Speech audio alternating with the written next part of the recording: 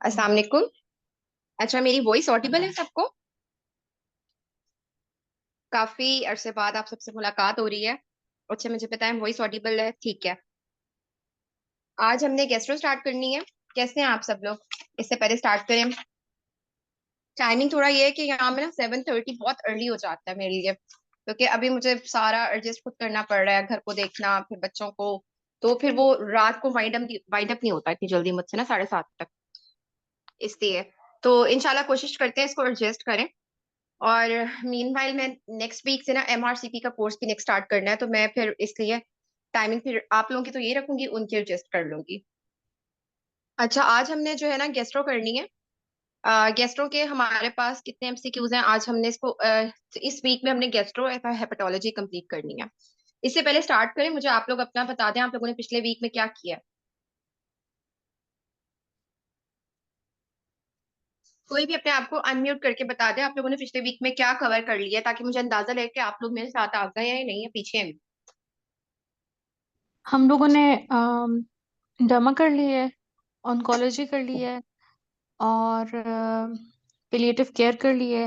Endo हमने start की थी, एक दिन की है, एक आध दिन की है पास मेडिसिन से। अब हम आपके साथ आ गए। अच्छा, तुम बल्कि मुझसे एंडो में तो आगे निकल गए हो ना, एंडो तो हमने नहीं की अभी। जी, हमारे पास कोई और चैप्टर बचा नहीं था फिर। गैस्ट्रो? गैस्ट्रो हमने आज स्टार्ट किया। अच्छा, एंडो कर चुके हो आप लोग? नहीं, एंडो छोड़ दिया था फिर।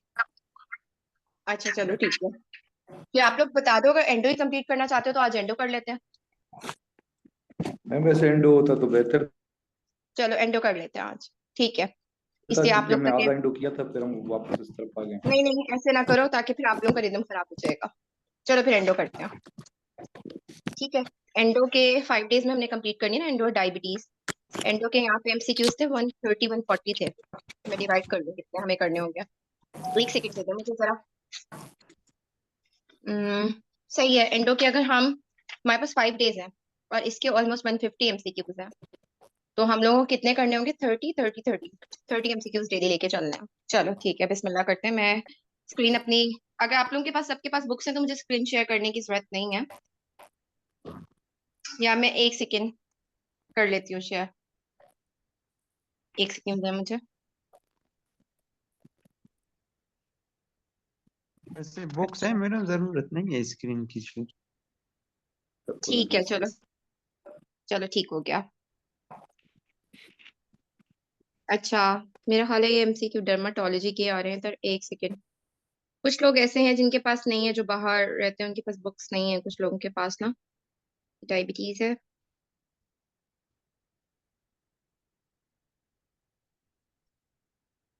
अच्छा, आप लोगों ने बाकी जो है वो अच्छे से कर लिए हैं चैप्टर सारे? 1 वीक से ज्यादा की ब्रेक हो गई थी, मेरा ख्याल है 9 डेज की ब्रेक थी। जी मैम, जितने भी हैं मैक्सिमम कोशिश किया, बस एंडो का मतलब मैं कोई क्वेश्चन 70-80 कर चुके हैं, बाकी 220 तक रहते हैं पार्ट टू सही के। सही। चलो इस वीक में आप कर लेंगे फिर कंप्लीट ना। तो ठीक है। चलो बिस्मिल्लाह करते हैं। Page number 604, chapter 10 endocrinology. और हमारे पास फर्स्ट MCQ है, बल्कि मैं MCQ मेरा गलत शेयर हो रहा है, डायबिटीज का शेयर हो रहा है। पता नहीं अभी स्क्रीन पे क्या शेयर हो रहा है, इसलिए मैं बस आपको यहीं से पढ़ा रही हूँ। अच्छा, MCQ हमारे पास है। 25 years old lady presented with complaints of feeling nervous, excess sweating and tired all the time। अब देखो, ये आपके पास जब भी इस तरह का सिनेरियो है, यंग लेडी है, एक्सेसिव स्वेटिंग के साथ आ रही है और टायर्ड फटीगेबिलिटी के साथ आ रही है, तो आपने थायराइड को जरूर रूल आउट करना है। यही सिनेरियो जो आप में से MRCP के कैंडिडेट्स है ना, ये स्टेशन नंबर 5 का फेवरेट सिनेरियो है। BCC, जब हमारे टाइम पे तो BCC था, अब मेरा ख्याल है कुछ पेसेस में भी पैटर्न चेंज हुआ है। तो उसमें इन्होंने यही सिनेरियो बाहर बनाया हुआ होता है, ठीक है। और आपने अंदर जाके हिस्ट्री इवैल्यूएट करनी होती है। अब आगे वो बता रहे हैं एग्जामिनेशन पे ट्रेमर्स, रैपिड हार्ट बीट हो गया, पल्स इज 125 पर मिनट, पल्स भी ज्यादा है, you order thyroid function test. अब उसमें आपको क्या मिलेगा? क्लिनिकल पिक्चर, ठीक है। ये आपके पास हाइपरथायरॉयडिज्म की पिक्चर आ रही है, ठीक है। हाइपरथायरॉयडिज्म में आपके पास क्या होता है? T3 T4 हाई, और फीडबैक मैकेनिज्म के थ्रू आपके पास क्या हो जाता है? आपके पास TSH लो हो जाता है। अच्छा डॉक्टर संध्या, के लिए स्क्रीन शेयर कर दें। मुझे ना असल में एंडो अभी स्टार्ट किया, तो मुझे एंडो का समझ नहीं आ रहा है इसमें कहाँ दिया हुआ है सेफ्रॉन में एंडो। बीच में डायबिटीज आ जाता है। और एक सेकेंड देते हैं।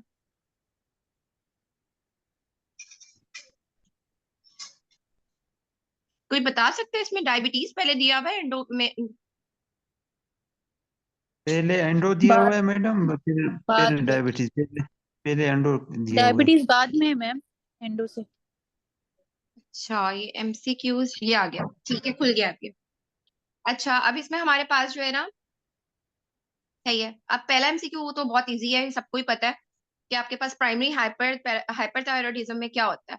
आपके पास T3 T4 हाई हो जाता है, TSH लो होता है। इसी साइड पे मैं आपको थोड़ा सा क्लिनिकल का भी बता दूं कि क्लिनिकल में अगर पेशेंट आपके पास हाइपरथायरॉइड का होता है ना, लॉन्ग केस या शॉर्ट केस में, तो पूछते हैं whether it is hyperthyroidism due to Graves disease या इसको hyperthyroidism due to some other cause. अब आगे ग्रेव्स डिजीज के स्पेसिफिक फीचर्स भी पूछेंगे एमसीक्यूज में। तो आपको क्लिनिकली भी पता होना चाहिए कि अगर आपको ये पेशेंट में फीचर्स मिल रहे हैं तो ये ग्रेव्स डिजीज है, because hyperthyroidism due to Graves disease है। Hyperthyroidism due to other cause क्या हो सकती है? टॉक्सिक मल्टीनोडुलर ग्वाइटर भी हो सकता है हमारे पास। बाकी भी कॉजेस हो सकती हैं कोई भी। नेक्स्ट एमसीक्यू हमारे पास है 32 years old female presented with weight loss, excessive sweating, has low TSH and high T3 T4. Which one of the following tests is used to differentiate between the Graves' disease and other causes of hyperthyroidism? अगर वो clinically तो आपको ये कुछ चीजें जैसे ओनिकोलाइसिस हो गया, ग्रेव्स ऑप्थेल्मोपैथी हो गया, प्रीटिबियल मिक्स एडिमा हो गया और हाइपरट्रोफिक ऑस्टियोआर्थ्रोपैथी हो गया। लेकिन आपके पास जो टेस्ट है उस पे आपके पास थायराइड आपने क्या कराना होता है? ये बाकी लोग आपको काइंडली म्यूट रखें। TSH रिसेप्टर एंटीबॉडीज, ठीक है। तो उसकी वजह से आप डिफरेंशिएट करते हो जब आपसे लैब्स का पूछते हैं। कोई बता सकता है TSH रिसेप्टर एंटीबॉडीज का दूसरा नाम क्या है? हाँ जी, कौन बताएगा? Thyroid thyroid stimulating immunoglobulins. Very good, बिल्कुल। और कौन सी इसमें दो पॉजिटिव होती हैं ग्रेव्स में? एंटी टीपीओ भी पॉजिटिव होता है और ये रिसेप्टर्स वाला भी पॉजिटिव होता है। कितने परसेंट में? 90%। रिसेप्टर एंटीबॉडीज उसमें, और थायराइड पेरोक्सीडेज किस में ज्यादा होती है? वो हाशिमोटोज में ज्यादा होता है। Very good. एक हमारे पास पेशेंट था, उसको जो है ना थायराइडेक्टमी हुई हुई थी, ठीक है। अब उसकी किसी ने प्रोफाइल कराई, वो आई थी फिट्स के साथ ना, हाइपोनेट्रीमिक फिट्स थे, बेसिकली हाइपोनेट्रीमिया था। थायराइड प्रोफाइल कराई, क्योंकि आपको पता है हाइपोथायरॉयडिज्म के साथ हाइपोनेट्रीमिया होता है। अब उसकी थायराइड प्रोफाइल में हाइपोथायरॉयडिज्म आ गया। अब हमारे माशाल्लाह से एक कंसल्टेंट थे, अल्लाह उनका भला करे, उन्होंने हैशिमोटो की एंटीबॉडीज करा दी। देखा तक नहीं कि इसमें इन्होंने क्या किया हुआ है कि इसकी थायराइडेक्टमी हुई हुई है। इसमें तो ऐसे आएगा क्योंकि वो थायरॉक्सिन ले ही नहीं रही थी। तो ये ब्लंडर्स भी होते हैं। अच्छा, थर्ड एमसीक्यू हमारे पास है 25 years old female is diagnosed as a case of Graves' disease. Which one of the following is not a feature of high serum thyroid hormone? अच्छा, अब इसमें आप देखो ये जो पेरिफेरल रेजिस्टेंस का ऑप्शन है, ठीक है। अब इसमें आपके पास बाकी फीचर्स क्या हैं? ग्रेव्स के हैं, टैकीकार्डिया, हाइपरटेंशन। अब इंक्रीज पेरिफेरल रेजिस्टेंस इसका फीचर नहीं है। अच्छा, हमारे पास हाइपरथायरॉयडिज्म में कौन सा बीपी हाई होता है? सिस्टोलिक, और हाइपरमेट सिस्टोलिक, वेरी गुड। और हाइपो में? डायस्टोलिक। तो वाइट पल्स प्रेशर किसमें आएगा? हिस्टोरिक वाले में वेरी गुड। तो हाइपरथायरॉयडिज्म के साथ क्या होगा? White pulse pressure. और हाइपो के साथ क्या होगा? Narrow pulse pressure. Narrow pulse pressure, ठीक है। क्लिनिकली आप पेशेंट को जब आपके पास होता है ना, आप शॉर्ट केस में, तो आपने बीपी भी चेक करना होता है ताकि आपको अंदाजा हो जाए वेदर इट इज हाइपो या हाइपर। और इससे अंदाजा आप कर लेते हो मजीद, अगर आपको पिक्चर नहीं पता चल रही है। अगर नॉर्मल होता है तो यूथायरॉइड भी हो सकता है पेशेंट। अच्छा, फोर्थ एमसीक्यू हमारे पास है which one of the following is a differentiating feature between Graves' disease and toxic multinodular goiter? अभी मैंने आपको बताया था कि आता होता है एमसीक्यू, एमसीक्यू भी आता है और आपको क्लिनिकली भी देखना होता है ये चीज। अनिकोलाइसिस जो है ना आपके पास क्या है, ये जो है ना आपके पास ये फीचर है इसका, ठीक है। अच्छा, अब इसके बाद हमारे पास नेक्स्ट एमसीक्यू है फिफ्थ। अनिकोलाइसिस के अलावा हमारे पास बाकी तीन फीचर्स कौन से हैं जो मैंने भी आपको बताया? कौन रिपीट करेगा? आपने थायराइड प्री नेफ्रोपैथी बताया था। Very good. और प्रीटेबल मिक्स एडिमा। Very good. और ग्रेव्स ऑफ थैलेमोपैथी। ठीक है, इनमें से जरूरी नहीं है कि आपको यही ऑप्शन दिया हुआ हो, ठीक है। और निकोलाइसिस का नहीं हो सकता, इनमें से कोई ऑप्शन हो सकता है, आपको सारी चीजें पता होनी चाहिए। एमसीक्यूज में बेसिकली होता यही है कि एक पॉइंट होता है, लेकिन आपको बाकी पॉइंट्स भी पता होने चाहिए। नेक्स्ट एमसीक्यू फिफ्थ है। 28 years old female from remote area who is a diagnosed case of hyperthyroidism is referred to you in a tertiary care hospital for management. She is married and having 2 children. She is non-compliant to medications. How will you manage this patient? यही case आपके पास counselling में बताता है। इस बार हमने भी counselling में ये वाला सिनेरियो रखा था, ठीक है। अब आपको पता होना चाहिए कि आप हाइपरथायरॉयडिज्म इन प्रेगनेंसी आपने कैसे ट्रीट करना है। फर्स्टली आपने क्या करना है, मेडिकेशन देनी है। अगर पेशेंट मेडिकेशन नहीं ले पा रहा, जैसे ये नॉन कंप्लाइंट हो गई है, तो अब आपके पास सेकंड ट्राइमेस्टर में जाके आपने ऑपरेशन करना होता है, ठीक है। अब आपके पास जहाँ पे जो है ना ये बताया हुआ है कि ये पेशेंट जो है वो रिमोट एरिया से आई है और टर्शियरी केयर में मैरिड है, 2 बच्चे हैं, और अब इस टाइम पे कोई हमें प्रेग्नेंट लेडी का नहीं बताया हुआ। अगर वैसे जो है ना हमें अक्सर सिनेरियोस के साथ प्रेग्नेंट लेडी का भी आता है, ठीक है, लेकिन उसमें फिर सेकंड ट्राइमेस्टर का पूछ लेते हैं वो। अच्छा, नेक्स्ट एमसीक्यू हमारे पास 6 है। 37 years old female diagnosed with a Graves' disease. She has opted to take carbimazole treatment. What should be the minimum duration of treatment in this patient? आपको पता होना चाहिए, आप ट्रायल देते हो 12 to 18 months। मेरी अपनी बहन को जो है ना हाइपरथायरॉयडिज्म था, उसको जो है ना ट्रायल हम उसको मतलब उसको तो बहुत जल्दी ट्रीट हो गया था, 6 months में ही उसकी नॉर्मल हो गई थी। उसके बाद उसको कभी जरूरत ही नहीं पड़ी, फॉलोअप भी कराती रही हो। तो आपके पास 12 to 18 months आप मिनिमम ड्यूरेशन में देते हो, और उसके बाद उसको फिर भी मतलब यानी 1 साल तक दी थी उन्होंने ट्रीटमेंट, जो उसके एंडोक्राइनोलॉजिस्ट है। तो फिर उसके बाद आप देखते हो कि फर्दर जरूरत पड़ेगी या नहीं पेशेंट को, ठीक है। अगर इसके बाद भी अगर नहीं होता तो फिर आप मजीद ट्रीटमेंट ऑप्शंस की तरफ जाते हो, जिसमें आपके पास ब्लॉक एंड रिप्लेस रिजीम भी होती है। आपके पास एटीटी टाइड्रेशन थेरेपी ये होती है कि आप जो है ना कंटिन्यूअस देते रहते हो इसको ना, और ऑब्जर्व करते हो कि पेशेंट ठीक हो रहे हैं नहीं। और जो आपके पास ब्लॉक एंड रिप्लेस रेजीम है, उसमें ये होता है कि आप कुछ डोज देते हो, और उसके बाद ना मतलब इसको उसको ट्रीट करने के बाद फिर उसके बाद आप उसको ब्लॉक करते हो, ठीक है। लाइक आपको जो है ना फिर पहले ब्लॉक किया आपने, बहुत ज्यादा कार्बिमाजोल दे दी, फिर उसके बाद अब आपको थायरोक्सिन से रिप्लेस करना है, फिर आप थायरोक्सिन दोगे, ठीक है। ब्लॉक और रिप्लेस रेजीम प्रेगनेंसी में बिल्कुल नहीं देनी होती। इस पे बहस हुआ करती थी जब मैं एमआरसीपी कर रही थी, तो बाज कैंडिडेट्स कहते थे कि जो नाइस गाइडलाइंस है वो कहती है एटीटी, कुछ लोग कहते थे नहीं ब्लॉक एंड रिप्लेस रेजीम। लेकिन बहरहाल ये था कि दोनों ही आप चूज कर सकते हो, लेकिन प्रेगनेंसी में ब्लॉक एंड रिप्लेस रेजीम नहीं यूज करनी होती। अच्छा, नेक्स्ट एमसीक्यू हमारे पास है 7th। Ma'am excuse me. हाँ जी। हेलो हाँ हाँ। मैम, ये ब्लॉक एंड रिप्लेस एक बार थोड़ा क्लियर कर दें कि ब्लॉक मतलब जब हम हाइपो के लिए ट्रीट करेंगे या नहीं थायरोक्सिन देंगे? ब्लॉक, हाँ, ब्लॉक ये है कि आप उसको जो है ना इतना ज्यादा उसको ट्रीट कर दोगे कि वो हाइपो में चला जाएगा, ठीक है। अब आपको रिप्लेस करनी पड़ेगी, थोड़ी टाइम के लिए रिप्लेस करनी पड़ेगी थायरोक्सिन, ठीक है। ओके। तो ब्लॉक और रिप्लेस रिजीम जो है ना प्रेगनेंसी में नहीं कर सकते, कितनी फ्लक्चुएशंस आप करा दो प्रेगनेंसी में। नेक्स्ट एमसीक्यू है 7th। 47 years old female with a history of papillary carcinoma of thyroid and is taking levothyroxine। अच्छा, अब आपके पास ना थायराइड के डिफरेंट किस्म के कैंसर्स होते हैं, फॉलिकुलर, पैपिलरी और हैशिमोटो। इसके साथ हैशिमोटो के साथ कौन सा होता है, लिम्फोमा एसोसिएटेड होता है, ये आपको पता होना चाहिए। मदीहा किसका मैसेज है, ऐड करना है उसको? मैंने तो कुछ इस तरह का डिस्कनेक्ट किया ही नहीं, और मेरा ख्याल है मुझे ना कोई परमिशन का आ रहा है ऑप्शन, उनको शायद उनके नेटवर्क का कोई इशू होगा। अच्छा, इसमें आपके पास जो है ना वो अब आपने क्या करना है इसमें, पैपिलरी कार्सिनोमा किस में हो सकता है, फॉलिकुलर किस में हो सकता है। अब गैस्ट्रो के भी कुछ केसेस आते हैं जिसमें आपके पास एक सिंड्रोम के साथ पैपिलरी होता है और एक सिंड्रोम के साथ आपके पास जो है ना वो फॉलिकुलर होता है। अब काउडेंस होता है और एक होता है फेमिलियर एडिनोमेटस पोलिपोसिस। अब ये देखना पड़ेगा, मुझे खुद याद सही से नहीं आ रहा कि काउडेन के साथ कौन सा था, मेरा ख्याल है पैपिलरी था और एक के साथ फॉलिकुलर था। तो ये डिफरेंस भी एक एमसीक्यू का आया करता था, तो ये देखना पड़ेगा, आप लोग देख लीजिएगा इसको, ठीक है। अच्छा, तो अब इसमें आपके पास पेपिलरी कार्सिनोमा का सिनेरियो है। पेशेंट जो है ना वो हिस्ट्री के साथ था पेपिलरी कार्सिनोमा का, लीवोथायरोक्सिन ले रहा था, 100 microgram per day for review के लिए आया है। TSH उसका less than 0.1 है, which was also the same 3 months back. What is the best treatment course? अच्छा, अब आपके पास थायरोक्सिन आप दे रहे हो, TSH लो है, इसका क्या मतलब है? उसको हाइपोथायराइडिज्म है या नहीं? नहीं, हम तो दे रहे हैं ना, बाहर से दे रहे हैं। ओवर ट्रीट TSH कर बहुत रहे लो हो रहा है, इसका मतलब है हम थायरोक्सिन क्या दे रहे हैं?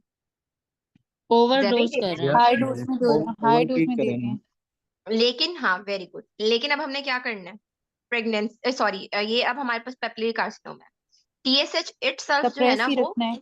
हाँ, तो यही चीज डिफरेंस है कि आपने जब आपके पास कार्सिनोमा है ना, उसमें आपने TSH को सप्रेस रखना है। ठीक है, आपने उसको बिलो 0.1 मिली इंटरनेशनल यूनिट्स पर लीटर के हिसाब से रखना है। तो यहाँ पे हमारे पास कंटिन्यू द सेम डोज आ जाएगा। ठीक है, क्योंकि आपके पास TSH इटसेल्फ जो है ना वो ग्रोथ को प्रोड्यूस करता है ज्यादा थायराइड की, तो इस वजह से आपने उसको लो रखना होता है। इसको डॉक्टर रोज रिपीट कर सकती हैं? इसका ये मैं आपको बता रही थी कि आपके पास जब भी कोई कार्सिनोमा होता है ना, जैसे पैपिलरी कार्सिनोमा दिया हुआ है सिनेरियो में, तो अब आपने क्या करना होता है, TSH का लेवल बिलो 0.1 रखना होता है। अब यहाँ पे बिलो 0.1 ही दिया हुआ है, तो आपको जो आप डोज दे रहे हो वो सही डोज दे रहे हो, तो इसका मतलब है आपने क्या करना है, उसी को कंटिन्यू करना है। और प्रेगनेंसी में अपर लिमिट आप नॉर्मल पे रखना है प्रेगनेंसी में? प्रेगनेंसी के डिफरेंट ट्राइमेस्टर्स का डिफरेंट ट्रीटमेंट है, ये अभी प्रेगनेंसी का भी आ जाएगा आगे MCQs में ना, कि डिफरेंट ट्राइमेस्टर में आपने किस तरह रिप्लेस करके चलना होता है। ये भी आएगा कि थर्ड ट्राइमेस्टर में आपने किस तरह कर देना है, स्टॉप करा देनी है ड्रग या बिल्कुल रिड्यूस करा देनी है, ये भी सारे MCQs इसके आएंगे। अच्छा, 8th MCQ हमारे पास है, 39 years old female with a diagnosed case of Graves' disease with poor compliance to medications with fever, palpitations, loose stools and confusion for 3 days. अब देखो, पूरी ग्रेव्स की हिस्ट्री है और पुअर कंप्लायंस है। Patient is recovering from a UTI, examination पे tachycardia. अब आपको पता चल गया कि प्रेसिपिटेटिंग फैक्टर क्या था थायरोटॉक्सिक क्राइसिस में लेके जाने का। अच्छा, अब tachycardia, hypertension with bomb plus skin, what treatment should be given? आपको पता है थायरोटॉक्सिक क्राइसिस का क्या ट्रीटमेंट होता है? प्रोपाइल थायोयूरासिल देते हो, प्रोपेनोलोल देते हो, डेक्सामेथासोन देते हो, स्टेरॉइड्स देते हो आप। ठीक है, जो कि ब्लॉक करते हैं conversion of T4 to T3। अब दूसरा ये है कि कहीं ऑप्शंस में आता है कि आपने प्रोपाइल थायोयूरासिल प्रेफर करनी है कार्बिमाजोल, कौन बताएगा? ये PTO में प्रोफाइल थायरोइड मैडम प्रेफर करना है इसलिए कि इसका एक्शन वेरी गुड, रैपिड होता है। Very good, very good, excellent.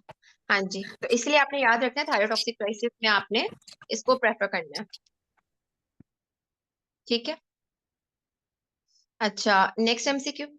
ये आपके पास जो है ना थायरोटॉक्सिक क्राइसिस का सिनेरियो है ना मधिया, तो इसमें आपने क्या करना होता है? इसमें आपने करना होता है कि आपने कार्बिमाजोल, प्रोपेनोलोल या डेक्सामेथासोन, सॉरी कार्बिमाजोल मैं ना बोलूं, आपने जो है ना एंटी थायराइड ड्रग प्रोपेनोलोल और डेक्सामेथासोन। अब एंटी थायराइड ड्रग हमारे पास दो है, कार्बिमाजोल है या प्रोपाइल थायोयूरासिल है। ठीक है, तो वो कहते हैं आप जो है ना प्रोपाइल थायोयूरासिल को प्रेफर करो एज कंपेयर टू कार्बिमाजोल। ठीक है, क्योंकि अभी जैसे कि डॉक्टर साहब ने बताया कि प्रोपाइल थायोयूरासिल इज शॉर्ट एक्टिंग, फौरी फौरी असर करेगी, तो इस वजह से प्रेफर करते हैं। एक ये बात है मजे की कि हमारे पास एक केस आया था हॉस्पिटल में, PGRs ने उसकी लाइक वो थायरोटॉक्सिक क्राइसिस में था। मजे की तो नहीं, खैर दुख की बात है।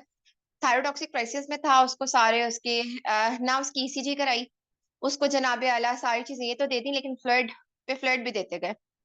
इस टाइम ना वो काफी शॉक में भी जा रही थी पेशेंट। उसको फ्लड पे फ्लड दिया कि इन्हें लगा कि फ्लड चैलेंज कर लें, आउटपुट उसकी कम हो गई, और पता चला उसकी ECG में उसको MI चल रहा था।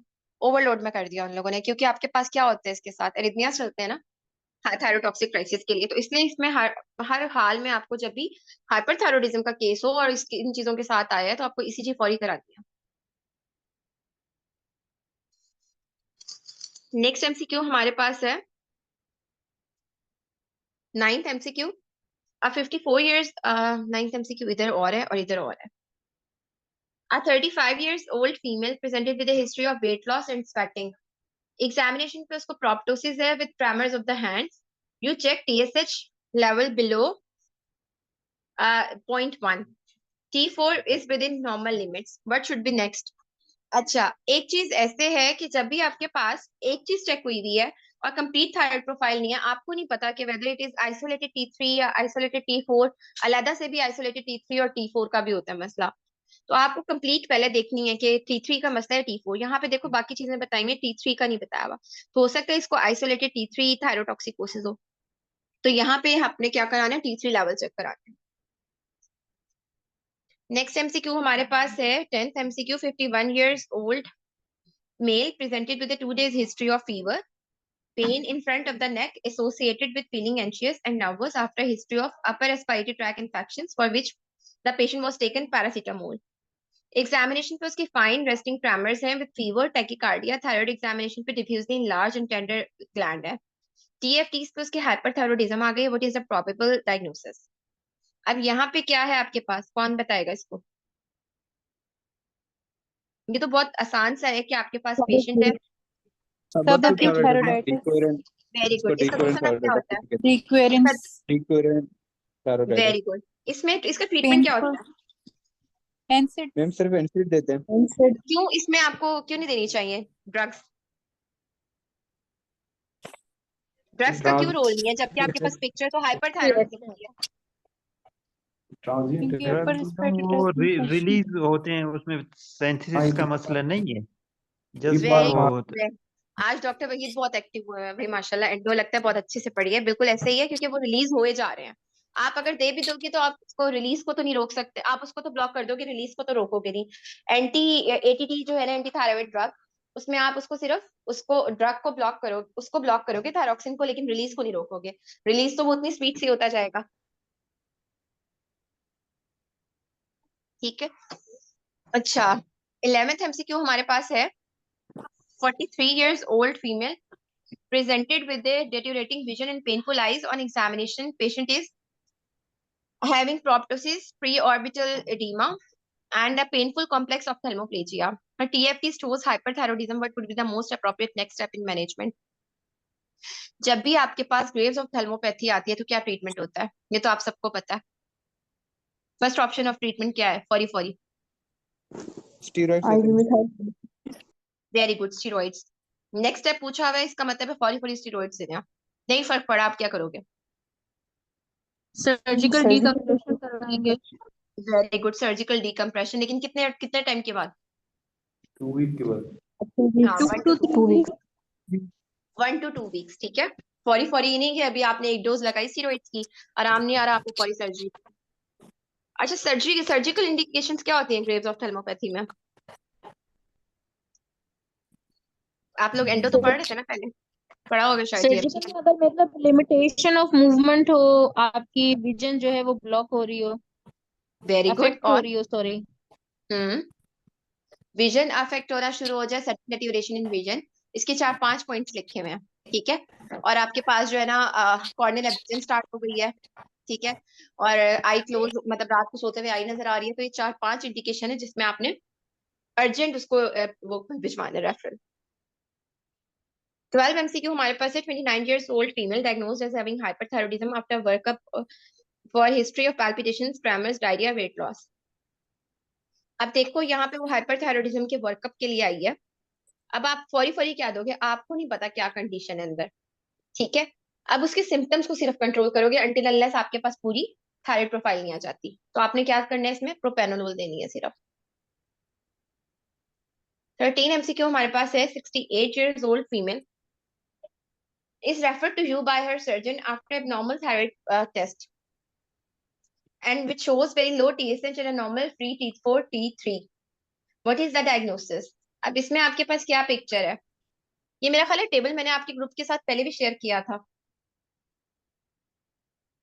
T3 T4 नॉर्मल आ जाए, TSH लो हो जाए, कौन सी पिक्चर होगी? सब clinical. Very good. Sick you thyroid. Sick you thyroid में आपके पास T3 T4 कम होते हैं, TSH can be low and can be normal. ठीक है। तो ये सिक जो यू आपने थायराइड सिचुएशन बताई है, T3 T4 लो है और T3 T4 नॉर्मल है और TSH लो, तो इसमें क्या होगा? ये सब क्लिनिकल हाइपरथायरॉयडिज्म है ना।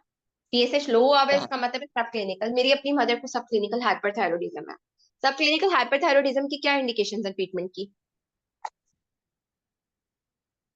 हाँ जी, जैसे कौन अगर वो बताएगा? मिलेज कोई करवा कोई रहा हो, कार्डिक मतलब वो प्रॉब्लम सिम्टम्स हो, करा रहा हो। FFO very high, as CVD disco और ऑस्टियोपोरोसिस हो। एक्सीलेंट। यही दो इंडिकेशंस हैं, अगर ऑस्टियोपोरोसिस या फिर आपके पास क्या हो, कोई कार्डियक इरिथमियास चल रहे हो। ठीक है। अब सब क्लिनिकल हाइपोथायरॉयडिज्म की क्या इंडिकेशन है। पास मेडिसिन ने सब क्लिनिकल हाइपोथायरॉयडिज्म को बहुत डिटेल में लिखा हुआ है, एज भी बताई हुई है 85 ईयर्स से ऊपर और से नीचे, इनमें से किसी एक चीज को उसने बहुत डिटेल में किया हुआ है। लेकिन वैसे ये है कि टीएसएच में एंटीबॉडीज का लेवल बढ़ जाना, टीएसएच का लेवल 10 से ऊपर चले जाना, आपके पास एंटीबॉडीज का बढ़ा हुआ जाना, प्रीवियसली कोई ग्रेव्स का फीचर या कोई भी ऑटोइम्यून डिजीज का फीचर, तो उसकी 4-5 इंडिकेशन चाहिए। प्रेग्नेंट है मैम, तो उसमें भी देते हैं। अच्छा सही है। लेकिन इसको ना पास मेडिसिन ने सब क्लिनिकल हाइपर और हाइपो का ना एज एज रिलेटेड भी डिफरेंस बताया हुआ है, तो वो भी आप देख लीजिएगा जब आप करोगे madam MCQs. LDL LDL level के साथ भी है कि एलडीएल लेवल किसी खास उससे ज्यादा हो जो तभी हम ट्रीट करते हैं। मुझे अपने टाइम पे तो हाइपर नहीं याद पड़ता कि इस तरह है, अगर आपके पास कहीं लिखा हुआ है ना तो आप ग्रुप पे जरूर शेयर कर देना पिक्चर के साथ ना कि इस जगह पे ही लिखा हुआ है। डेविडसन में मैं देख के शेयर करूँ। चलो ठीक है। अच्छा अब हमारे पास 14 एमसीक्यू है। 34 years old female with a history of weight loss palpitations is diagnosed as having Graves disease. Graves disease है low TSH, high T3 T4 with high levels of TSH antibodies. Doppler पे उसका blood flow increase हुआ हुआ है to the thyroid. Thyroid scan shows in large जो है ना उसको थायराइड स्कैन पे उसके जो है ना वो डिफ्यूज अपटेक ऑफ आयोडीन आ गया। She started on carbimazole.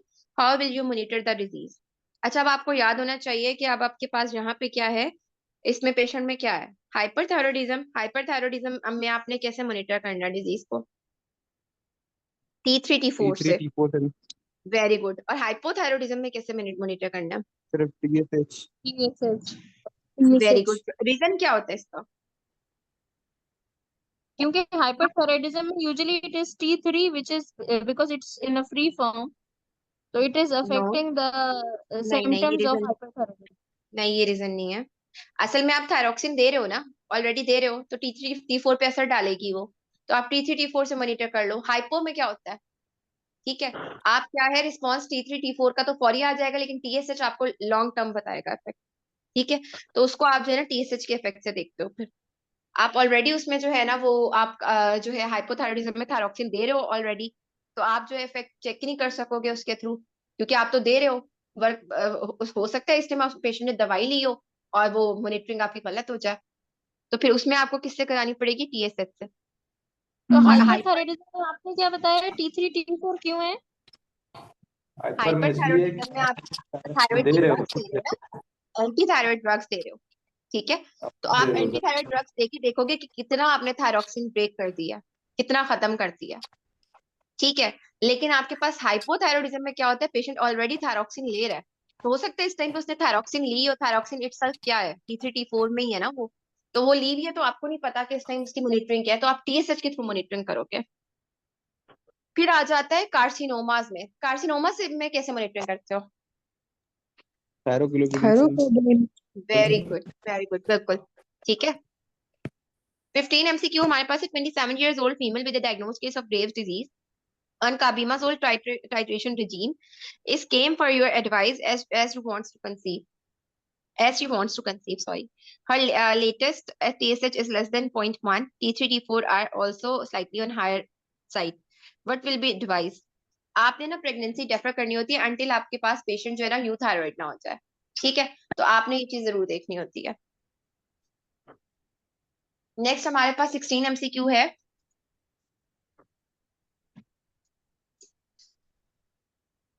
27 years old female who is 8 weeks pregnant is referred to you by a gynecologist for excessive sweating. अब देखो ये सारे प्रेगनेंसी रिलेटेड एमसीक्यूज आ गए हैं। आप लोग कह रहे थे कि प्रेगनेंसी में कैसे करना है, तो अब ये आपको ट्राइमेस्टर वाइज भी आ जाएगा। For excessive vomiting, sweating, palpitations and heat intolerance. आपको पता तो चल गया हाइपरथायराइड वाली पिक्चर है, टीएसएच ने फर्दर इसको कंफर्म कर दिया, TSH very low, free T4 बढ़ा हुआ है। ठीक है, और फ्री T3 भी बढ़ा हुआ है। प्रेगनेंसी में फ्री T3 T4 पे क्या सिग्निफिकेंस है, मैम वो थायराइड बाइंडिंग ग्लोबुलिन ज्यादा हुई होती है प्रेगनेंसी में। प्रेगनेंसी में? हाँ जी, T3 पे टोटल ज्यादा बाइंडिंग इफेक्ट होता है ना। प्रोटीन एक ज्यादा हुई सेकंड होती दीजिएगा है। मुझे, सिर्फ एक सेकंड।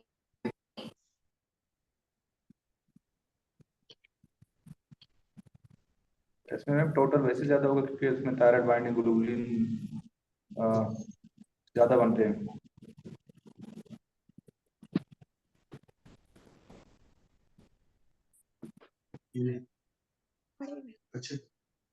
अच्छा सही है। हेलो। इसमें आप, हाँ जी सॉरी बीच में मैंने म्यूट किया था। अच्छा तो आपके पास प्रेगनेंसी में आपने इसलिए T3 T4 कराना होता है क्योंकि ऑलरेडी बीटा एचसीजी भी टीएसएच की तरह एक्ट कर रहा होता है, फर्दर वो रिलीज भी कर रहा होता है। तो इस वजह से आप, और थायराइड बाइंडिंग ग्लोबुलिन्स भी बढ़ी हुई होती हैं, प्रोटीन्स जो हैं, तो इस वजह से आपके पास T3 T4 का आपने सारा देखना होता है इफेक्ट। तो अब इस केस में आपने क्या करना होगा, पेशेंट को प्रोपाइल थायरोइड फर्स्ट ट्राइमेस्टर में, उसके बाद आपने कार्बिमाजोल पे स्विच करना होगा। क्या ऐसा वजह होता है कि आप जो है ना फर्स्ट ट्राइमेस्टर में प्रोपाइल थायरोइड को प्रेफर करते हो, सेकंड पे कार्बिमाजोल में क्यों लेके आ जाते हो? टेराटोजन है। क्रासलिंक गति प्लेसेंटा में। दोनों ही हैं टेराटोजेनिक, लेकिन वो ज्यादा टेराटोजेनिक है आपके पास, कार्बिमाजोल ठीक है, लेकिन तो सेकंड ट्राइम उसी हमें कंटिन्यू कर लेना चाहिए, कार्बिमाजोल पे क्यों लेके आते हैं? उसके पर एफेक्टोक्सिटी ज्यादा है प्रोपाइल था यूरोसिल के। वेरी गुड, हिपैटिक टॉक्सिसिटी की वजह से ना, जब उसको शिफ्ट करते हो।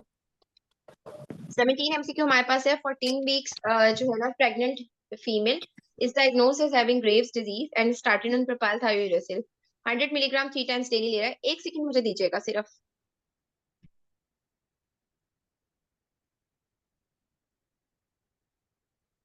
कार्बिमाजोल में क्यों चेंज करते हैं? हिपैटिक टॉक्सिसिटी की वजह से। जी बिल्कुल, हिपैटोटॉक्सिसिटी की वजह से करते हैं। सीवियर एफेक्टोक्सिटी करता है प्रोपाइल था ठीक है, यूरोसिल। हाँ जी बिल्कुल। अच्छा 17 MCQ हमारे पास है कि 14 weeks pregnant lady diagnosis as having Graves disease, propyl thyroid पे स्टार्ट किया 100 milligram 3 times daily.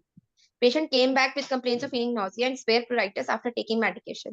She don't want to take medications. अब देखो आपके पास क्या ऑप्शन बनेगा, वो पेशेंट की कंप्लायंस नहीं है, सेकंड ट्राइमेस्टर में थायरोइडेक्टोमी करा देनी है। यही आपका जो है ना टोक्स का आता है। जब मैं इंशाल्लाह आप लोगों को तैयारी कराऊंगी टोक्स की, तो उसमें आपके पास काउंसलिंग इससे करनी होती है। 18th आपके पास MCQ है कि 37 years old female is using carbimazole 30 milligram once daily for Graves' disease presented with history of fever with sore throat for 1 week, not getting better with supportive treatment. Which of the following is the best next step in management? अब आपने क्या करना है इसमें, इसकी next best step क्या होगा? Patient का कार्बिमाजोल ले रही है, इसका मतलब है क्या हो गया उसे, एग्रानुलोसाइटोसिस, तो इसकी वजह से आपने सीबीसी पहले चेक करानी है। मैंने शायद आप लोगों को ही सुनाया था कि मेरे अपने एंडोक्राइनोलॉजिस्ट वार्ड में होते हैं, तो उनकी वो बताते थे कि कार्बिमाजोल में इतने पेशेंट्स को देता हूँ मैंने ना, लाइक आपको पता है ना फैमिली में बहुत ज्यादा लोग कॉन्शियस होते हैं और घर की मुर्गी दाल बराबर, आप सबके साथ भी शायद यही हिसाब होता होगा, मेरे साथ तो यही होता है। तो मेरे अपनी फैमिली वाले मुझे नहीं दिखाना चाहते, वो कहते हैं कोई सीनियर डॉक्टर या कोई अच्छा डॉक्टर बता दो जिसको हम चेक करा लें। तो यही बता रहे थे कि उनके साथ यही हुआ, उनकी मदर इन लॉ थी, तो वो उन्होंने उसको ट्रीटमेंट स्टार्ट कराया कार्बिमाजोल, और द आफ्टर 1 वीक जो है ना उनको इतना स्वेयर न्यूट्रोपिनिक सेप्सिस में गई वो, तो और उनका इंप्रेशन खराब हो गया। और ये बाकी सच हो गई बात कि घर के पेशेंट्स को ट्रीट करना सबसे मुश्किल काम है। 19th MCQ हमारे पास है। 34 years old female who is pregnant is diagnosed as having hyperthyroidism on screening before delivery. She is 36 weeks pregnant and complains of palpitations at night time. What will you recommend for treatment in this patient? अब आपने क्या करना है, propanol start करनी है, ठीक है। इसमें आपके पास सिम्टोमेटिक है पेशेंट, और दूसरा ये है कि आपके पास 36 वीक्स प्रेग्नेंट है। जब भी आपके पास पेशेंट आफ्टर 34 वीक्स आएगी तो आप इसको आप जो है ना एंटी थायराइड ड्रग्स नहीं दोगे, ठीक है। एंटी थायराइड ड्रग्स क्यों नहीं दोगे, क्या रीजन इसलिए कि होता है? वो फीटस को भी अफेक्ट करेंगे, मतलब जब अब आफ्टर इसमें ये होता है डिलीवरी ना कि आपके पास थर्ड ट्राइमेस्टर में ना खुद ही थायराइड बेहतर होना शुरू हो जाता है, ठीक है। तो अगर आप थर्ड ट्राइमेस्टर में पेशेंट को देना शुरू कर दोगे ना, तो इस फीटस को आप जो है ना उसमें ले जाओगे हाइपोथायराइडिज्म में, ठीक है। तो इस वजह से, क्योंकि सेकंड थर्ड उसमें ना वो बेहतर होना शुरू हो जाती है ये थायराइड। पेपर में बंद करना है जो भी ले रहा है पहले से, अगर ले रहा है कार्बिमाजोल 34 वीक पे बंद करना है, फिर कब स्टार्ट उसके करना लिए ना है? दो व्यूज है। ये जो अप टू डेट है ना वो कहती है उसको या तो आप रिड्यूस टू स्टॉप कर दो। इसलिए ना बहुत ज्यादा मेरी बहस हुई थी अपने वार्ड के एंडोक्राइनोलॉजिस्ट के साथ ही। वो कहते हैं कि मैं इसको बेहतर समझता हूँ कि मैं बिल्कुल रिड्यूस डोज पे ले जाऊं, लेकिन कुछ बुक्स कहती हैं कि उसको स्टॉप कर दो, और कुछ बुक्स कहती हैं कि उसको बिल्कुल रिड्यूस कर दो। तो ये लेकिन वो थर्ड ट्राइमेस्टर में जो ऑलरेडी ले रहा है पेशेंट, उसको या तो आपको स्टॉप करना पड़ता है या रिड्यूस करना पड़ता है। वो कहते हैं कि मैं अपने पेशेंट्स की, जो एंडोक्राइनोलॉजिस्ट है वो ये कहते हैं कि हम अपने पेशेंट की कंडीशन देखते हैं कि पेशेंट जो है ना वो क्या कर रहा है, ठीक है, और पेशेंट की फिर ये थायराइड प्रोफाइल लाइक कैसी है। और उसके लैक्टेशन मैडम मुताबिक से उसके बाद उसके बाद कब स्टार्ट करना है मैडम? डिलीवरी के बाद कब स्टार्ट करना है? फौरन स्टार्ट करना है? डिलीवरी के बाद कब स्टार्ट करना है ये तो देखना पड़ेगा, ये तो मुझे खुद भी नहीं पता, ये मैं आपको देख के बताऊंगी फिर, ठीक है? क्योंकि पोस्टमार्टम आपने जी कितने वीक्स वेट करना है ये नहीं पता। जी मैडम। ठीक है, चलो ये अच्छा क्वेश्चन रेज किया, जी क्योंकि उस पे हम तो लास्ट ट्राइमेस्टर में बहस करते रहते थे, इसके बाद हम देख लेते हैं। जी मैडम। अच्छा, ठीक है, ये मुझे जो आपने क्वेश्चन हाईलाइट किया ना मुझे बता दीजिएगा, ये मैं देख लूंगी बाद में। सही मैडम। अच्छा, नेक्स्ट एमसीक्यू हमारे पास है 31 years old female patient commenced on carbimazole for hyperthyroidism. How often her TFTs should be measured? आपको पता है कि आप खुद भी वार्ड में 4 to 6 वीकली कराते हो, जो ओपीडी पे पेशेंट आ रहे होते हैं आप उसको 6 हफ्ते बाद बुला रहे होते हो चेक करने के लिए। वो यही हमारे भी एंडोक्राइनोलॉजिस्ट यही कहते थे कि आप 6 हफ्ते बाद चेक करते जाओ और पेशेंट की देख लो थायराइड प्रोफाइल किस रेंज में जा रही है, उसके मुताबिक आप ट्रीट कर दो, अगर या तो रिड्यूस कर दो स्टॉप कर दो थर्ड ट्राइमेस्टर में। अच्छा, 21 एमसीक्यू हमारे पास है। 25 years old female diagnosed as a case of Graves disease on treatment came for review as she wants to conceive. You ordered some test, आपके पास यूथायरॉयडिज्म आ गई है। अब देखो यूथायरॉयडिज्म है वो तो प्रेगनेंसी वो करवा सकती है, but TSH receptor antibodies are positive, but advice will be you give to her. आपको बताना पड़ेगा कि जब TSH रिसेप्टर एंटीबॉडीज आ जाती है ना तो बच्चे में हाइपरथायरॉयडिज्म होने का रिस्क बढ़ जाता है।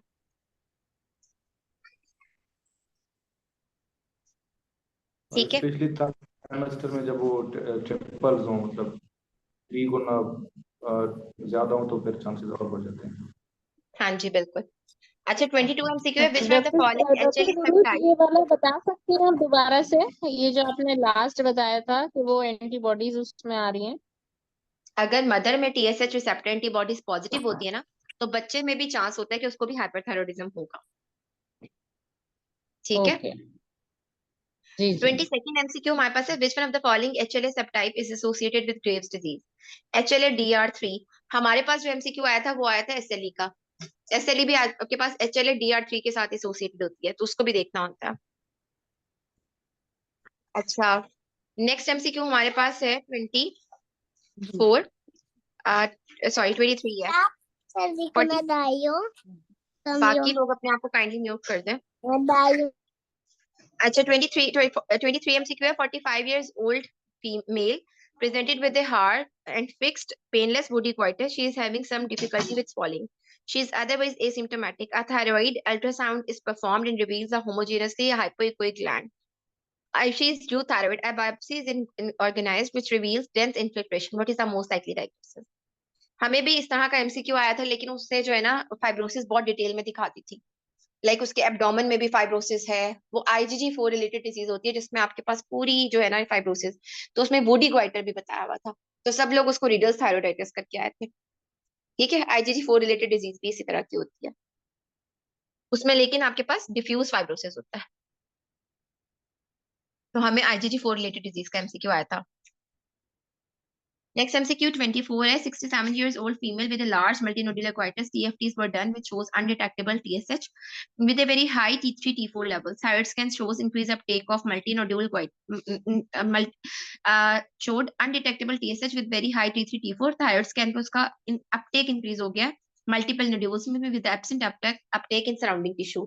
इसका मतलब क्या है? ये आपके पास कहीं पे हाई अपटेक है, कहीं पे रिड्यूस है, तो आपके पास पैची अपटेक है। पैची अपटेक आपके पास टॉक्सिक मल्टीनोड्यूलर गोइटर का फीचर होता है, तो इसका ट्रीटमेंट आपको सबको पता है, रेडियो एक्टिव आयोडीन ही होती है। 25th MCQ है। 57 years old male is taking amiodarone for atrial fibrillation. अच्छा, ये भी एक बहुत अच्छा एक MCQ इनका फेवरेट होता है कि amiodarone इंड्यूस हाइपरथायरॉयडिज्म, उसकी 2 टाइप्स हैं। अब उसमें आपने क्या करना होता है? पेशेंट एफिप का था, हार्ट फेलियर का, वो माइड्रोन ले रहा था, अब उसके बाद उसको TSH प्रोफाइल उसकी डिरेंज हो गई, TSH लो है, T3 T4 हाई है। अब आपके पास दोनों ही हो सकते हैं, माइड्रोन इंड्यूस्ड हाइपरथायरॉयडिज्म भी और हाइपो भी। यहाँ पे हाइपरथायरॉयडिज्म है। अब वो कहते हैं कि आप ये देखो कि आपने टाइप 1 और टाइप 2 में क्या करना होता है। अब यहाँ पे पूछे नेक्स्ट बेस्ट स्टेप ना, हमें ये MCQ IMM में आया था, उस टाइम हम सारे कंफ्यूज हो गए थे कि हमने फौरी फौरी जो है ना फर्स्ट स्टेप हमने माइड्रोन को स्टॉप कराना है जब भी आपके पास हाइपरथायरॉयडिज्म होती है, हमने सबने ये ऑप्शन चूज किया था। लेकिन जब यहाँ पे पढ़ा ना तो वो लोग कहते हैं इतने इमीडिएट एमाइड्रोन स्टॉप करने का फायदा भी नहीं होगा, आप सबसे पहले काम क्या करो, फौरी फौरी उसको जो है ना एंटी थायराइड ड्रग दो और प्रेडनिसोलोन दे दो, क्योंकि आपको नहीं पता कौन सी टाइप अभी चल रही है, इसको टाइप 1 चल रहा है, टाइप 2 चल रहा है। ठीक है, तो जनरल रिकमेंडेशन यही कहती है कि आप इसको फौरी फौरी जो है ना, कार्बिमाजोल स्टार्ट करा दो, प्रेडनिसोलोन स्टार्ट करा दो। ठीक है, ये एमसीक्यू हम सबका ही गलत हुआ था। हमने फर्स्ट स्टेप यही कर दिया था कि आप फौरी फौरी स्टॉप करा दो। फिर ये सीएमडीटी से भी कंफर्म किया था सबने जब हमारा टाइम था एग्जाम का क्लिनिकल, और उधर से भी। अब इसका जो अच्छा टेबल डिफरेंस का है ना, आपके पास एंटी जो एमाइड्रोन इंड्यूस थायरोटॉक्सिकोसिस, ये बहुत अच्छा अल मगरिबी ने दिया हुआ है कार्डियो के चैप्टर में। अगर कोई प्लीज शेयर कर दे इसको तो वेल एंड गुड, नहीं तो आप लोग सब खुद भी देख सकते हो कि क्या क्या डिफरेंसेस हैं आपके पास, टाइप 2 में क्या होता है, टाइप 1 में क्या होता है, किसमें आपके पास स्टेरॉइड्स देने होते हैं, किसमें आपने एंटी थायराइड ड्रग्स देनी होती है, किसमें आपके पास ब्लड फ्लो इंक्रीज होता है, किसमें आपके पास रिलीज ज्यादा होता है। ये सारे डिफरेंसेस का टेबल है, ये आपको फिंगर टिप्स पे आना चाहिए। 26 MCQ हमारे पास है। 24 years old female came for review of labs done for weight gain which shows slightly low TSH with high T3 T4. Free T3 T4 are done which came to be within normal range. देखो आपके पास क्या है, TSH लो है, T3 T4 high है। अब आपके पास T3 T4 normal आ गया। ठीक है, टोटल T3 T4 रेज्ड है, फ्री T3 T4 नॉर्मल है। ये क्या कंडीशन है? ये प्रेगनेंसी है। ठीक है, टिपिकल ये प्रेगनेंसी का सिनेरियो है। अच्छा, नेक्स्ट MCQ है 27। 34 years old female referred to you by her obstetrician for management of her hypothyroidism. She is taking levothyroxine. अब यहाँ पे पहले हमने प्रेगनेंसी इंड्यूस हाइपरथायरॉइडिज्म के सिनेरियोस किए थे, अब हाइपोथायरॉइडिज्म है। अब वो थायरॉक्सिन ले रही है और टीएसएच उसका 3.1 है। अब आपने प्रेगनेंसी में क्या करना होता है, इनिशियल वो जितनी डोज ले रही होती है ना, उससे आपने कितना बढ़ा देना होता है।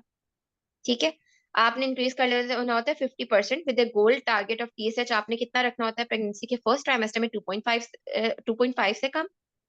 ठीक है, और लेस देन 3 ड्यूरिंग सेकेंड और थर्ड ट्राइमेस्टर। ये अब आपको कितना अपने टारगेट रखना है ये भी पता होना चाहिए। ये क्लिनिकली भी आपके पास इंपॉर्टेंट है जब आप प्रैक्टिस कर रहे हो, तो वार्ड प्रैक्टिस।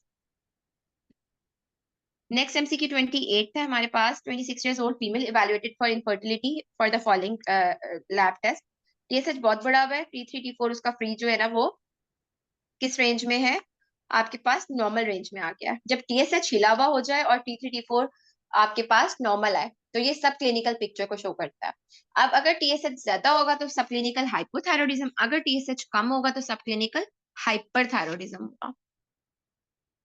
ठीक है, 29th MCQ हमारे पास है कि which one of the following is the most common skin manifestation of hypothyroidism? Dry skin. इसने परसेंटेजेस बताती है, इस पे भी बहस हुआ करती थी कि सारे ही फीचर्स होते हैं हाइपोथायरॉइडिज्म के, लाइक एलोपेशिया हो रहा है या येलो स्किन हो रही है कैरोटिनीमिया के साथ, लेकिन जो सबसे कॉमन फाइंडिंग है स्किन की वो ड्राई स्किन है।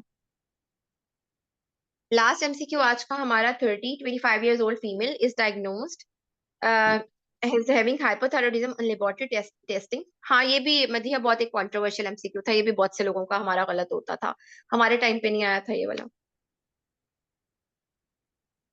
अच्छा, इसमें which shows high TSH and low T4 T3। अब TSH हाई है, T3 T4 लो है, आपके पास पिक्चर किसकी आ रही है? Hypothyroidism. Very good. Which one of the following is the next best step to evaluate the cause of hypothyroidism?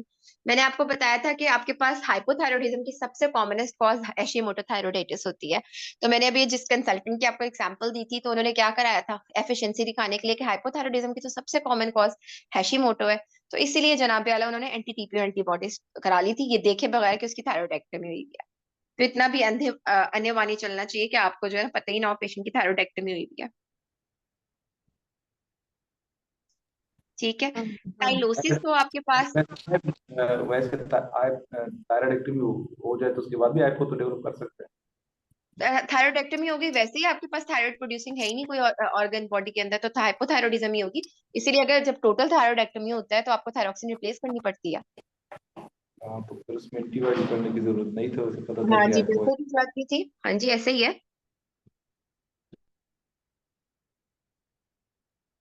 Pregnancy में आपके पास ऐसा होता है कि थायराइड बाइंडिंग ग्लोबुलिन्स बढ़ जाते हैं।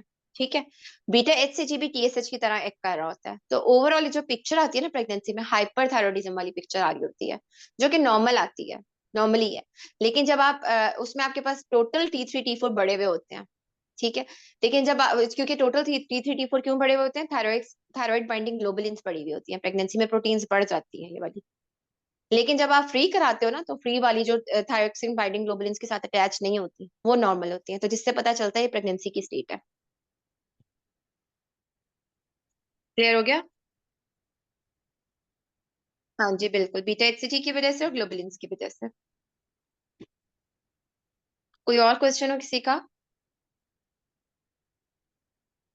चले इंशाल्लाह इन 5 डेज में हम एंडो कंप्लीट करते हैं। मीनवाइल मैंने आपको पास मेडिसिन का ग्रुप छोड़ दिया था, क्योंकि मेरा उसमें कोई ऐसा रोल नहीं था, इसलिए। तो न्यूट्रोपेनिक सेप्सिस का जो ट्रीटमेंट ओवरऑल होता है, आपने टेंजो देनी होती है, 48 आवर्स बाद आपने वेनको या मिरोनम पे डालना होता है, और फिर 5 to 6 डेज बाद आपने एंटी फंगल। बेसिकली उसने न्यूट्रोपीनिया बहुत पैदा करा दिया था ना। मैम स्टॉप भी करेंगे? ड्रग को तो फौरी स्टॉप करना होगा। जी।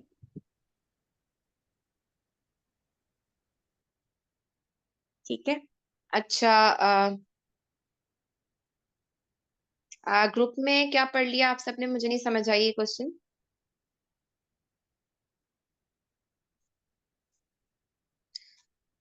ये पास मेडिसिन, मुझे पास मेडिसिन रिलेटेड आप आजकल आपकी कोई इन्फॉर्मेशन नहीं चल रही, क्योंकि मैंने पास मेडिसिन वाला ग्रुप छोड़ दिया था।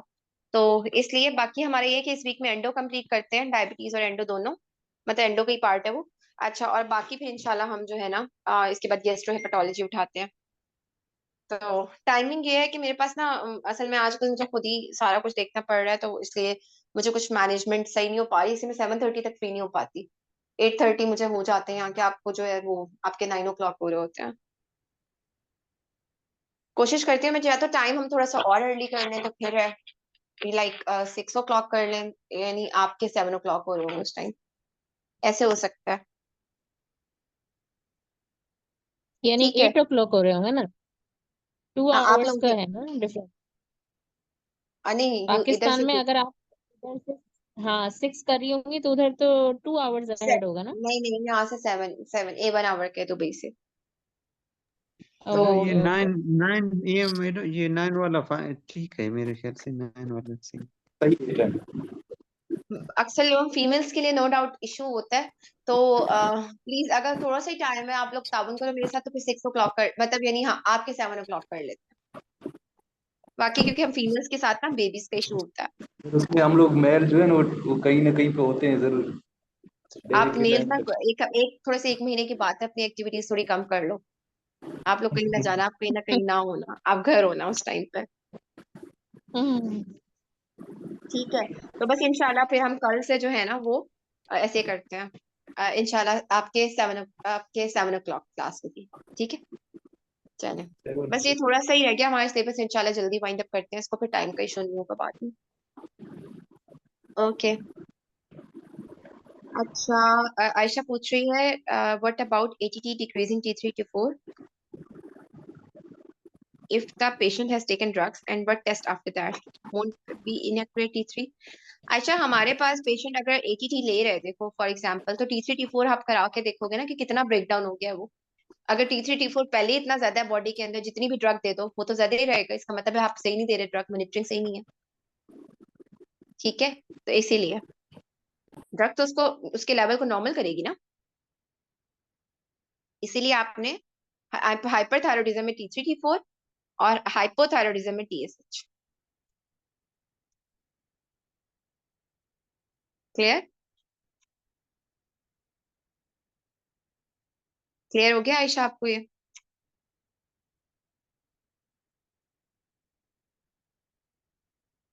एक्यूटली नॉर्मल आप जब दे रहे हो, एक्यूटली नॉर्मल हो सकता है, लेकिन आपको मॉनिटरिंग जो है नहीं, एक्यूटली ऐसा क्यों होगा? आपके पास वो जो ड्रग है उसने इतना ब्रेक डाउन कर दिया है, सही जा रही है वो, इसका मतलब है ड्रग बिल्कुल सही डोज में दे रहे हो आप, जो उसने सही एडजस्ट कर दिया है उसका T3 T4। एक्यूटली तो कुछ भी नहीं करेगी वो, तो फिर नॉर्मलाइज कर देगी, मतलब आपको डोज चेंज करने की जरूरत नहीं है, यही डोज उस पेशेंट में सही जा रही है। हाँ, जैसे कुछ बाजू का ऐसा होता है ना कि पेशेंट डॉक्टर के पास कंसल्टेशन से कुछ देर पहले लेना ड्रग्स लेना शुरू कर देता है, तो उस केस में फिर ये होता है कि आप TSH करा के हम डिफरेंशिएट करेंगे कि TSH भी उसी तरीके से उसके साथ वो अकॉर्डिंगली आपको हाइपोथायरॉयडिज्म के केस मतलब में करना होगा, हाइपोथायरॉयडिज्म के केस में। सही। अच्छा ठीक है, सही। ठीक है, हाइपर में आप जो है ना T3 T4 से भी कर सकते हो मुझे। हाइपर में आपको बेसिकली करनी T3 T4 से करनी होती है, हाइपर में आपको TSH से करनी होती है। बस इसको एक तरह से रट्टा लगा लो इस चीज को ना। ठीक है, कोई और क्वेश्चन हो किसी का? चले इंशाल्लाह फिर इसके साथ हम क्लास एंड करते हैं। तो कोई क्वेश्चन हो मजीद आप भी पूछ लीजिएगा ग्रुप पे, और किसी ने जो क्वेश्चन किया था कि पोस्टमार्टम वाला वो प्लीज मुझे रिमाइंड करा दीजिएगा। ठीक है, बस मैम एक वो सेशन रख लें, हमें मोच के बारे में जरा गाइड कर दें इसी टाइम। आप ना पाकिस्तान में बहुत भले हो, प्लीज एमओएच डीएचए के चक्कर में ना पड़ना, यहाँ पे बहुत डिप्रेशन है। अच्छा। हाँ, पाकिस्तान भला है। मैं एक 1 वीक से अप्लाई कर रही थी, मैं तो सोच रही थी मेरे पास एमआरसीपी एफसीपीएस है, तो अभी जॉब अपॉर्चुनिटीज यहाँ पे वैसी नहीं है। यहाँ पे डॉक्टर्स की बहुत ज्यादा सैचुरेशन है, तो इसलिए एफसीपीएस अपना निकालो आराम से। यहाँ बहुत मुश्किल है भाई, यहाँ हालात अच्छे नहीं है सच, ऑनेस्टली स्पीकिंग। अनटिल अनलेस मुझे जब तक खुद नहीं मिलती जॉब अच्छी, तो मैं अभी नहीं आपको कहूंगी कि आप लोग करो। मैं तो अपना वापस अपने एमआरसीपी के कोर्सेज ही दोबारा से शुरू कर रही हूँ कि 3 3 वही कोर्सेज ले लूँ अपने। नहीं तो डॉक्टर रूरू जी आपने अप्लाई तो किया होगा ना, या मतलब जाने से पहले, या अब जब आप पहुंची हैं then you are going to apply? मुझे 1 वीक हो गया अप्लाई करते हुए, लेकिन मैं अच्छा। यहाँ पे जिससे भी पूछ रही हूँ, स्कैम्स इतने ज्यादा है यहाँ पे। एक बहुत सारे लोग आप यहाँ पे, इसलिए पाकिस्तान में बहुत बेहतरीन है। मेरा तो ये फैमिली का था ना मसला कि मेरी फैमिली इधर थी, इस वजह से मुझे आना था। वरना पाकिस्तान में बहुत अच्छे डॉक्टर्स के लिए पाकिस्तान में अच्छा है। या तो आप यूके या यूएस जाओ, वरना यूएई अच्छा नहीं है। आप वैसे कहाँ पे हैं वहाँ पे? दुबई में। दुबई से। हम्म, दुबई में यहाँ पे स्कैम्स बहुत ज्यादा है। लाइक आपको क्लिनिक्स पे काम करा के और कुछ भी नहीं पे करते वो, और आपको 1 महीने बाद कहते हैं जॉब ही हमें आपका काम नहीं पसंद आया। ऐसे स्कैम्स नहीं है तो इसलिए ना आपको चले बहुत आप इसको रिक्रूटर्स। एंजॉय करें, अगर मतलब ये कि अल्लाह मियां की इसमें कोई बेहतरी होगी, मतलब इस फेस को थोड़ा सा मतलब हाँ, अपना ये है कि मतलब आप पाकिस्तान में आपको सराउंडिंग। सर्वाइवल डॉक्टर्स का, इससे यहाँ पे डॉक्टर्स को बहुत ज्यादा लाइक मिस यूज किया जा रहा है। तो इस हिसाब हाँ। से जो है ना, आप लोग जो पाकिस्तान में है वो या तो पाकिस्तान में रहे, या वो यूके यूएस का ट्रैक इख्तियार करे। यूएई का इख्तियार मतलब लाइक अच्छा ट्रैक नहीं है ये। ठीक है, हाँ चले मुझे ओके समझ नहीं रहा है, मैं एंजॉय करूँ फिलहाल। ठीक है, चले फिर आप लोग जो है ना अस्सलाम। इंशाल्लाह कल मिलते हैं। ओके, ओके, अल्लाह हाफिज।